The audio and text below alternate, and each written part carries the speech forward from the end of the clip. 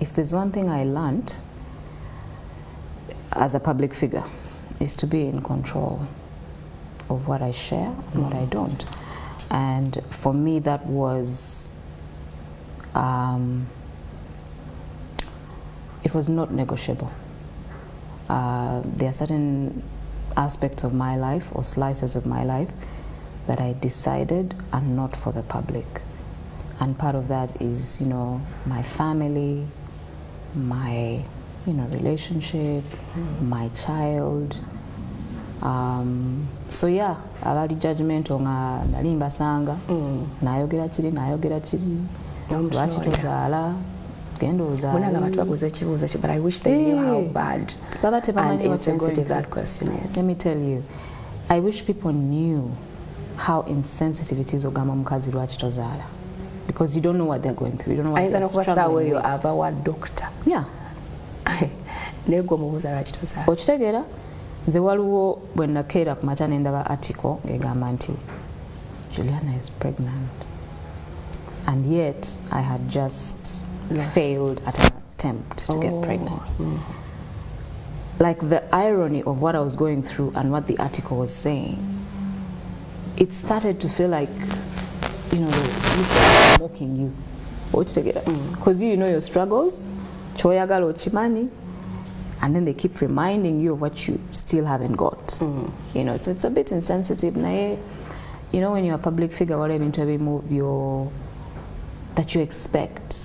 Twegatteko tubeere nga tuyozaayoza Mrs. Magogo olwo tuba twogera ku Speaker Anita Among munange bano omukolo gwabwe ogw'embaga gwawedde. Kakati Speaker ne w'omuyita Mrs. Magogo munange batokoze ensobi kubanga emikolo gyabwe gyawedde. Omimbi Juliana Kanyomozi avuddeyo munange n'atabukira Abannayuganda abagenda mu maaso n'okuba nti ne babuuza abasereebu ddi lwe bazaala n'agamba nti ekibuuzo ng'ekyo tekisaanidde kuba nti no kibuuzibwa omuntu akubanga oba tomanyi biki byayitamu. If there's one thing I learned as a public figure, is to be in control of what I share and what I don't. And for me, that was, it was not negotiable. There are certain aspects of my life or slices of my life that I decided are not for the public. And part of that is, my family, my, relationship, my child.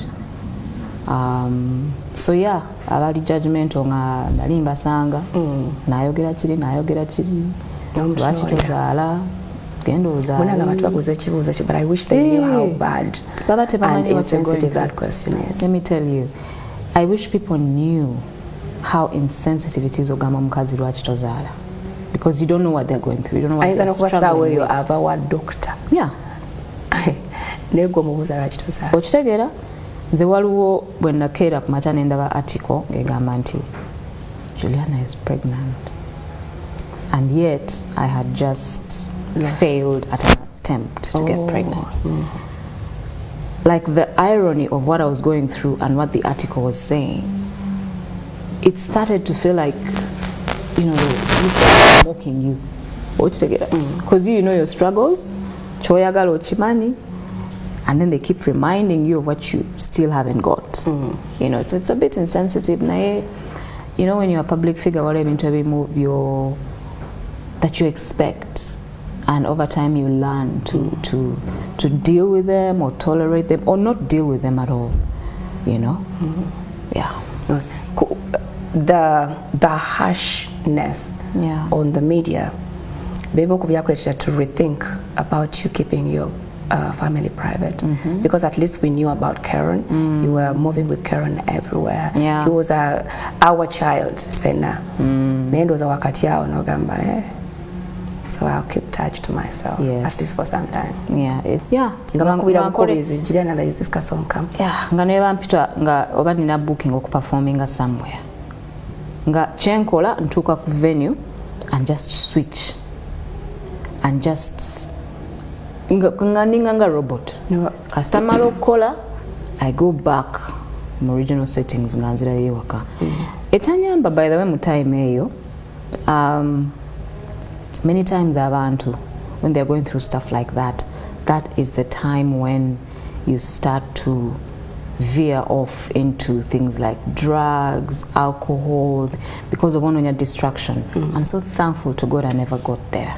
Simanyi when nachitam, naye just by support from my family and prayers and all that. Kwegamba nachitam bwenti. Niyo mulala. Tomanya ayinza okwendinga up ng'akoseza ne ku something. N'okwekola ekintu. Like I told you, I used to have thoughts of, I want to go. Those are your family was always close.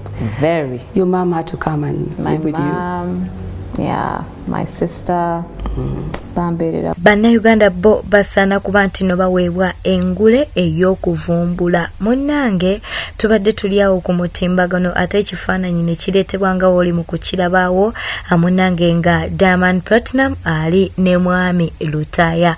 Mwami Lutaya kati ye mwami aliko ku saidi ya Zari wabula ng'ono tannaba kuba nti nno amuzaalamu omwana bwe bityo nno bwe biri nga oli mu kulaba ekifaananyi ekyo wabula abamu bavuddeyo ne bagamba nti eno yandibanga Photoshop ate abalala nga bagamba nti yandibanga Zari n'ebiseera bye yayagalira Diamond Platinum munnange ng'omuntu ono yaliwo era nga baludde mu mukwano bwe bityo nno bwe biri naye ng'eno Newspark channel katukujjukiza okuba nti no likinga o subscribinga ate era olekawo bakabwawo mu comment section.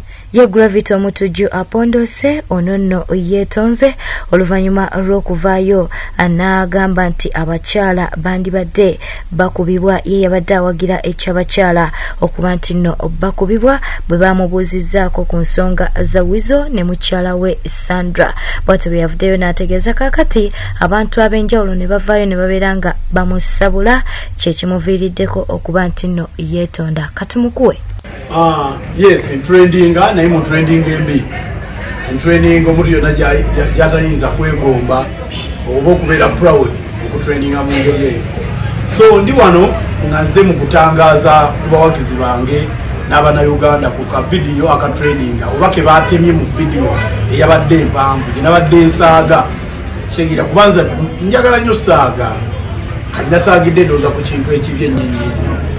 So mbategeeza nti nze nga Gravity omutujju sikuba nk'omukyala bukyambaawo, sikuba nk'omukyala wange wadde mukyala wadde kitonde kikazi sikigalulira nkowadde oluyi era ali eyo ng'agamba Gravity wali onkubyeko ng'oli mukyala osobola ovaayo nonjulira kitegeera sikikola era siwagira kikolwa ekyo ku bye nayogedde nga nsaaga nga njookera.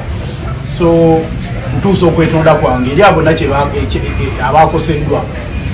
Ebyambeereju Bambi bibi ono nno yeetaaga abuyambi nga ne wetwogerera Bambi ennyumba ye yeetaaga okuba nti nno emalirizibwa kubanga talina wakubeera. Katubeere nga tumukuwa. Yo badde okimanyi nti Uganda tuli bukadde 47 nze ntopinga akaana mu 7 era bwe mbanga nasuze wano embwa nejja n'endiya w'empologoma Uganda obukadde bati bukyawera ebyowana kati mbadde nkubiriza bannayuganda oba bannansi oba gavumenti yennyini ab'ebigo bitibirazi bataase omusajja omuyiiya nganze kubanga ttafaali ddene nnyo kaakati wano nagizimba tugenda okusereka awo enkuba nejja mpitirivu n'egisuula nendidamu n'engizimba n'egisuula. Bwetyo otambudde obadde mulabi mulungi wabale kwekumira ku Newspark channel katukujjukiza okuba nti no likinga o subscribinga ku YouTube channel yaffe kw'ossa n'okuleka obubaka bwawo mu comment section. Beera bulungi weeraba.